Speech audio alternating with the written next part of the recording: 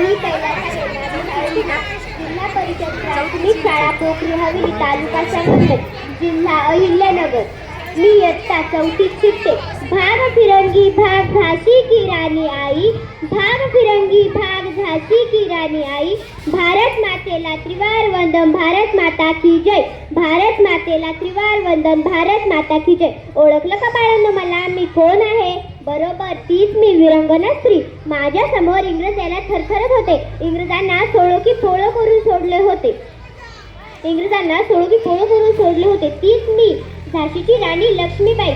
चिमुड्यांनो, माझा जन्म 19 नोव्हेंबर 1853 मध्ये काशी येथे झाला। त्यालाच वाराणसी असे म्हणतात।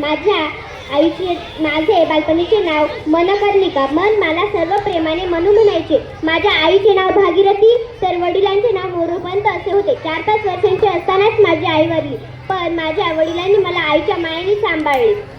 7 वर्षांची असताना घोडसवारी तलवारबाजी यात मी निपुण होते। 8 वर्षांची असताना झाशीचे राजे गंगाधरराव नेवाळकर यांच्याशी माझा विवाह झाला। दामोदर नावाचा पुत्रही झाला, पण नियतीने दगा दिला आणि माझा पुत्र गेला। पण मी खचले नाही, दत्तक पुत्र घेतला।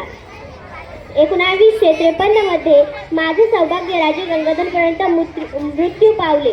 मृत्यूपूर्वी राजांनी दामोदर नावास मुलं दत्तक घेतले होते। डलहौसीने दत्तक वारस नामंजूर करून 1854 मध्ये झाशीचे राज्य खालसा करण्यात आले। मला या अन्यायाची चीड आली आणि मी इंग्रजांविरुद्ध लढा देण्याचा निश्चय केला।